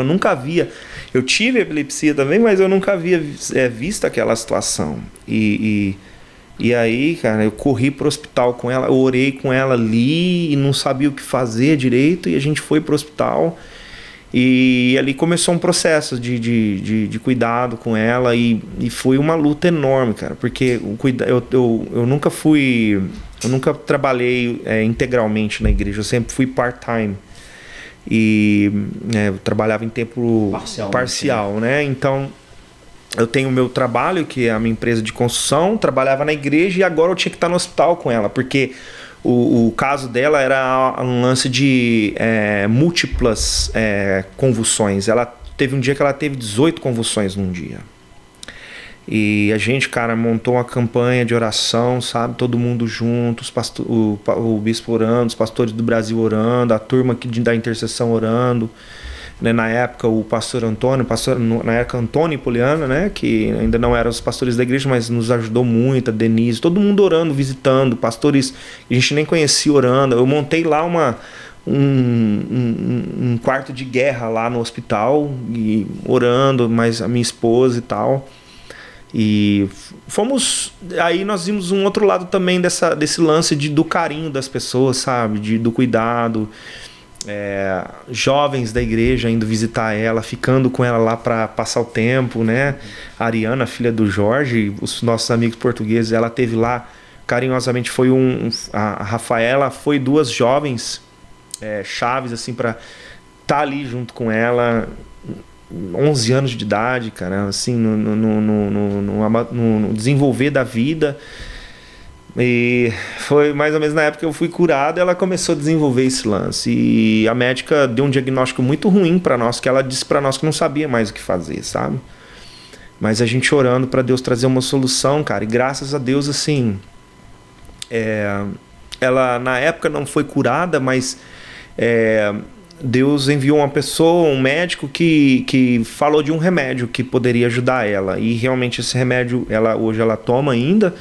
E foi o remédio que deixa ela sob controle. Porque se ela não tomar um remédio, ela tem várias convulsões, sabe? E hoje ela é uma menina completamente funcional, 100% normal, vive. Ela tem alguns episódios às vezes, mas quando tem algo bem afastado um de outro, e é algo bem tranquilo, sabe? E eu creio na cura dela, eu creio que Deus ainda vai realizar um milagre completo, mas graças a Deus também pela medicina, né, que é de Deus, claro. Que Deus tem dado a oportunidade para ela poder viver uma vida normal através dos cuidados, né? E nós temos orado e cremos que Deus ainda vai curar ela completamente, porque é uma situação bem complicada, que você fica preocupado, cara. Você, tipo assim, ela vai andar de bicicleta, entendeu? É algo que acontece, não sente, não sabe, entendeu? Então ela já teve situações que ela estava tomando banho, a gente chegou no banheiro, ela estava lá caída, já teve situações que ela caiu no meio da rua, entendeu? Então assim, orem por nós. O nome dela é Maressa, o meu é o Diego, como vocês sabem, estão vendo aí até agora. Orem por nós, nossa família Grigoleta aí, para Deus trazer a cura, tá? Quem estiver nos assistindo, comenta aí. Estamos em oração por sua filha, pastor. Amém? Comenta aí, vai lá nos comentários do YouTube lá e enche a caixa de mensagem lá. Amém. Né, falando que tá orando, né? Que vai orar de verdade, né? Que vai estar junto com toda a família Grigoleta, né? Que passa por essa situação. Mas Maressa é uma menina muito, muito, muito especial, né? Participa da dança e de tudo. Uma menina super bem-humorada, né? Sim. Ela chega, o ambiente muda, porque ela solta umas piadas, umas brincadeiras meio inglês e português, vai misturando, e é super divertido. Cara, a Maressa me ensina muito, assim, os outros filhos ensinam por outros lados, mas ela me ensina como que eu olho pra ela, eu vejo que a vida é bela. A Maressa, se eu pudesse definir um lema, Maressa, a vida é bela, porque ela tá aprendendo italiano, você vê como que é o ciclo. Agora ela se interessou por italiano. Ela é descendente de italiano, ítalo-brasileiro, né? Ítalo-brasileiro que nasceu americana, que agora está se interessando sem saber direito pelo italiano. Mas você olha pra Maressa e você pensa assim, la vida é bela, porque ela é uma menina especial, cara, muito bem-humorada. Todos os nossos filhos são, mas o lance de ter disposição e ser bem-humorada é com a Maressa, cara. Ela ama a vida, ela ama viver, e que Deus mantenha e conserve isso, cara, em nome de Jesus. Maressa é bênção nas nossas vidas, e pra gente ir caminhando já, né, pra acabar, a gente teria histórias pra gente fazer mais podcast, pode marcar o próximo depois. Amém. E como sou, né, ministro de louvor da igreja, né, eu também faço parte desse ministério e sou liderado, né, pelo senhor, então eu queria falar poucas coisas sobre o ministério de louvor, assim, que sempre, como eu disse, a gente sempre ouve ministros de louvor por aí, né, e a gente está sempre muito atento a outros podcasts que outros ministros de louvor estão falando. Sim. E inevitavelmente surge essa pergunta. Eu já ouvi essa pergunta dezenas de vezes. Eu estou falando, será que eu vou perguntar isso para ele, sendo que eu já ouvi isso dezenas de vezes? Mas como é que o senhor vê dentro de um ministério de louvor, né, essa questão que eles fazem dessa dupla de unção e técnica, do espiritual o espiritual e, como é que eu vou dizer, não pode dizer o natural, mas tipo assim, o treinamento, a dedicação e a unção, né? Como é que tem que ser esse... Sim. Como é que o senhor vê esse equilíbrio? Como é que tem que ser? eu não vejo isso como uma dualidade, como algo eu vejo isso como algo que se completa. Sim. Eu não sei qual foi, eu nunca pesquisei isso. Legal você ter falado, eu não lembro de ter... Talvez eu tenha ouvido alguma coisa a respeito, mas assim, eu sempre tive uma opinião formada assim, que uma coisa não anula a outra. Eu acho que você tem que ser excelente nas duas coisas. Porque é como, por exemplo, o pastor, né? O pastor, ele tá dependente da unção de Deus. Ele tem que orar, ele tem que buscar Deus, ele tem que ler a Bíblia, mas ele tem que sentar e preparar a mensagem, ele tem que conhecer da teologia, de todo o lance do preparo para ter uma condição, até mesmo psicologia, um pouco de psicologia, um pouco de psicanálise. Sim, porque você vai estar gerindo pessoas, né? Inevitavelmente, né? O pastor, ele tem que aprender um pouco de tudo, entendeu? Ele tem que às vezes ele tem que ser um pai, né? Ele tem que, mesmo que ele talvez, pastores jovens que não são pais, às vezes eles pegam jovens para cuidar, eles têm que aprender um pouco sobre essa questão. Então assim, em geral, o pastor ainda vai além desse lance da música. A música é uma coisa só, que é a técnica musical, né? A técnica vocal, a técnica musical. Então, o cara tem que ser espiritual, ele tem que buscar Deus, ele tem que ter os momentos dele com Deus. No ministério de louvor, precisa-se ter os momentos espirituais, que aí é um lance que eu acho que assim, nós precisamos melhorar. Que uma coisa é você ter seu momento com Deus, mas quando a gente chama a turma para ter momentos espirituais, cara, ainda a gente precisa melhorar nisso, sabe? Tipo, a espontaneidade a gente fala assim, vamos orar? Vamos. Aí, tipo assim, a turma, um começa a orar e o outro já fica meio assim, meio sem graça, tal. Tem que ter mais entre o grupo, tem que ter mais espontaneidade de buscar a Deus juntos, ali em grupo, e talvez cantar para Deus. Às vezes, uma das coisas que me frustra vamos supor, vamos marcar um momento de adoração a Deus. Aí você começa a cantar aqui, é como se às vezes uma outra pessoa da equipe quer que você ministra. Não, ele tem que ministrar a Deus, sabe? Todos têm que espontaneamente levantar um altar para Deus. Nesse sentido, quando nós estamos tendo um momento de espiritual de adoração a Deus como equipe, no sentido de só fazer isso sem público, a pessoa tem que ter mais espontaneidade, fazer o melhor assim para exaltar a Deus ali. Eu vejo que às vezes a pessoa tá ali, tá assim, um pouco, sabe, talvez não sei, distraído ou com preguiça, não sei, mas eu acho que isso faz falta. Agora, no altar quando está ministrando a Deus e conduzindo a congregação a louvar a Deus, a pessoa tem que ter orado antes, ela tem que ter se preparado antes, ela tem que ter buscado ter uma vida reta diante de Deus, e tem que ter treinado o melhor que ela pode. Ela pode não ser profissional, mas ela tem que ter feito o melhor dela, ter tirado a música, ter ouvido a música quantas vezes der e tal, ter feito o melhor e chegar ali e tá buscando a Deus, mas tá atento também em executar a música de maneira excelente. Não pode também viajar e fazer o que quiser. Não, o Espírito Santo vai usar. Vai, mas ele vai usar também o que está correto, né? Ele também, Deus criou a matemática, a física, as notas musicais e tudo por uma razão. Então tem que ser tocado de maneira correta. Então esse conjunto caminha junto. É difícil, porque... Por isso, eu acredito que é por isso que hoje em dia os compositores facilitaram bastante as músicas, né? A música, os worship de 4 notas, que é para o cara concentrar mais na adoração ao invés da técnica, porque se você for fazer uma música muito elaborada, você vai ter que prestar tanta atenção que às vezes você não consegue se conectar. Preso ali, né? Então já existe essa facilidade. Então, cara, pratique um pouco que você vai chegar ali e vai conseguir fazer as duas coisas bem feito, né? Vai poder exaltar o nome do Senhor e fazer algo lindo. Porque também a arte, no sentido de que a pessoa chega na igreja a primeira vez e vê algo bem feito, cara, uma música linda, uma canção linda, também impacta, né? Da mesma maneira que a música secular ela impacta a vida das pessoas. Você lembra de músicas que marcaram épocas da sua vida, que fala sobre a vida, sobre futebol, sobre isso, sobre aquilo. Quando a pessoa vai na igreja, ela ouve uma música, se a música for bonita, vai impactar ela. Às vezes ela não se converteu, mas ela carrega aquilo consigo. Então tem que ser bem feito, tem que ser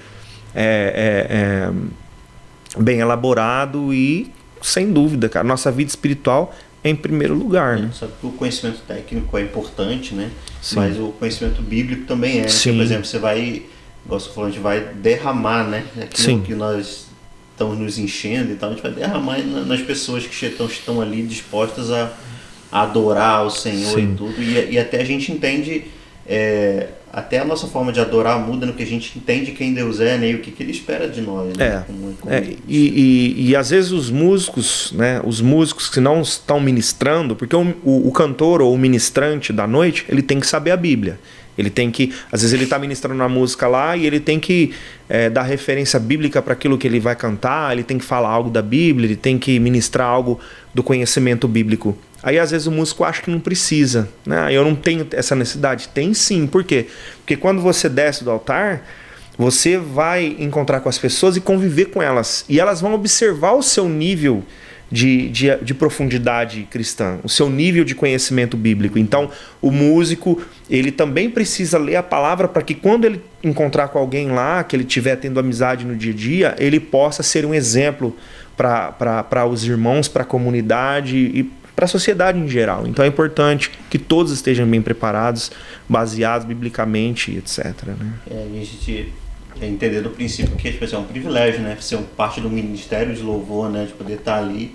E em contrapartida, eu vi uma história daquele cantor Matt Redman, que ele lá na década de 90, se não me engano, ele era de uma igreja na Inglaterra e a igreja estava muito fria espiritualmente e o pastor dele na época fez o seguinte: ele tirou tudo que tinha banda e música por um tempo.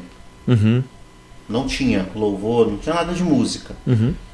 E o que aconteceu? No início teve aquele constrangimento, aquele desconforto de chegar na igreja e não ter uma música, era um silêncio, mas que com o passar do tempo aí o pessoal começou a orar a Bíblia, o negócio falou, começou a ele mesmo prestar o culto dele cantando a capela.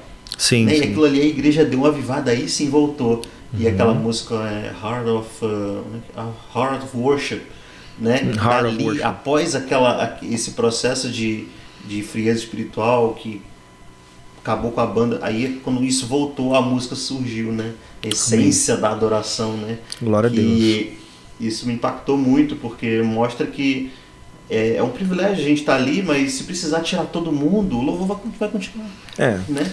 Para um líder de louvor é muito difícil fazer isso, porque talvez vai parecer, né, um pouco autoritário, né? Mas se for uma ordenança de Deus, meu irmão, cara, no final das contas, desculpa falar assim, gente, cara, é um vício, tá? Mas é uma mania, mas não é desrespeito, não. É só uma forma de falar. Bem, se for Deus mandando, no final das contas nós vamos prestar a conta a Ele, entendeu? Então nada disso é nosso. Eu nunca quis ser ministro de louvor, eu nunca quis, desejei, nunca tive a ambição de fazer algo para o reino de Deus. Quer dizer, eu tive o privilégio de ser chamado ministro de Deus, ser chamado povo de Deus, sacerdócio de Deus, povo santo de Deus.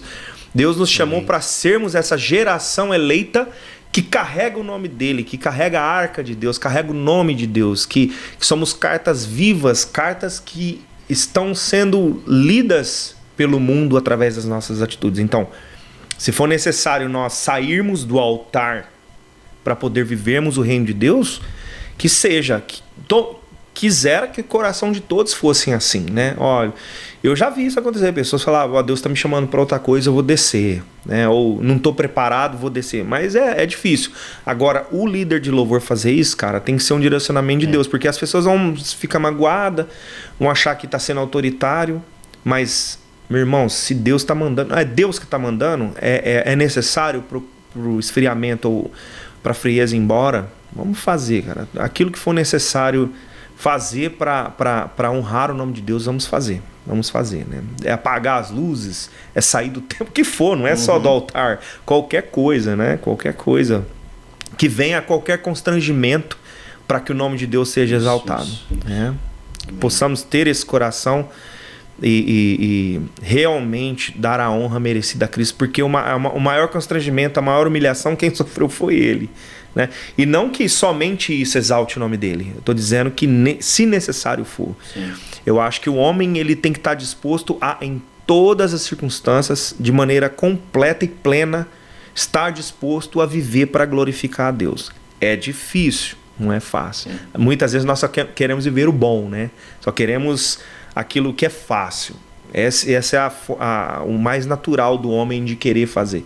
Mas aquilo que também é constrangedor, difícil, que parece às vezes impossível aos olhos humanos, que possamos crer que se Deus nos chamou, vamos dar conta de fazer. Então, que seja descer do altar, subir no altar, ser um pastor, ou ser um evangelista, ou deixar de trabalhar numa empresa para poder glorificar, o que for, se não for pecado, o resto façamos para a glória de Deus, em nome de Jesus. Amém. Cara, eu fui muito abençoado, eu creio que você também foi. Então se você não deu like ainda, não curtiu ainda, deixou, não vou ver primeiro o que vai acontecer, então agora você não tem desculpa. Dá o like lá, curte, compartilha, manda para todo mundo, enche a caixa de mensagem do YouTube aí, falando como se você foi abençoado, se isso tocou sua vida de alguma forma. Então, Pastor Diego, eu queria que você deixasse suas considerações finais aí para a gente poder encerrar. Muito obrigado, né? Já primeiramente te agradecendo por poder estar aqui com a gente, por ter tirado o seu tempo, né? Sei que você trabalha muito também, né? Na igreja e na construção e tudo, você poder tirar esse tempo aqui com a gente para falar sobre sua vida, contar histórias, né? Contar do que Deus fez na sua vida e continua fazendo, né? Então eu te agradeço por estar aqui com a gente, que você continue abençoando as pessoas, nos abençoando, como o Senhor tem feito todo esse tempo. Amém. Bem, eu estou muito feliz de poder ter participado. Meu primeiro podcast, tive que fazer 40 anos para poder participar de algo assim. É um privilégio. A igreja, eu quero parabenizar a igreja por estar caminhando nesse movimento, nesse passo de poder divulgar o evangelho de todas as formas, né? Parabéns à igreja, que as outras igrejas se inspirem a fazer também, quanto mais melhor. E a mensagem final que eu quero deixar também é nesse sentido, tipo,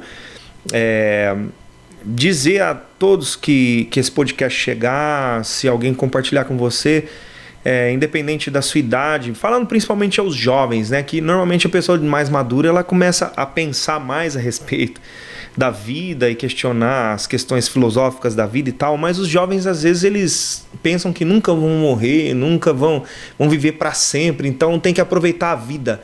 E eu pensava dessa maneira, e eu quero dizer que eu tenho aproveitado a vida da melhor maneira na presença de Deus. Vou dizer para você, se você ainda não viveu essa experiência de poder ter um encontro com Jesus, né? Não precisa ser na Metodista, se a Metodista for conveniente para você, venha nos visitar, mas em qualquer lugar que você encontrar uma igreja bacana, uma igreja que prega o evangelho, que fala de Cristo Jesus como o Senhor de todas as coisas, cola nessa turma, dê oportunidade para o Senhor ministrar no seu coração, que eu tenho certeza que você não vai se decepcionar. Será a melhor experiência da sua vida. Sua vida será transformada e você viverá os melhores dias da sua vida. Deus tem um plano para a sua vida que você provavelmente ainda não está vivendo completamente. Então deixa Deus fazer isso, que vai ser maravilhoso. E será eterno, será para sempre. Amém. Isso é muito bom. A toda a turma aqui de Long Branch, aqui dos Estados Unidos, que nós como imigrantes muitas vezes nos preocupamos muito em ganhar dinheiro, embora essa coisa toda, não viva isso. Traga a sua família para a igreja, venha visitar uma igreja, venha conhecer, venha viver em comunidade, que é maravilhoso, é muito bom. Amém. Então já vai deixar na descrição o Instagram da igreja para você seguir lá, para você ver os cultos, dias e horários dos nossos cultos. Segue a gente lá no YouTube, né? Compartilha, se inscreve lá no canal, né? Igreja Metodista de Long Branch, então divulga. Se você for para o Spotify, somente ouvir, você ouve até o final, né? Para que a gente possa ter esse view, né? Seu garantido, que a gente possa alcançar, né, mais gente. É importante essa forma de vocês têm de nos ajudar. Então, que a gente continue fazendo isso para a honra e glória de Deus, né, vendo a palavra sendo pregada, sendo compartilhada. Então, eu já agradeço a cada um de vocês, que vocês sejam muito abençoados como eu fui. Amém? Grande abraço para vocês. Tchau, tchau. Amém.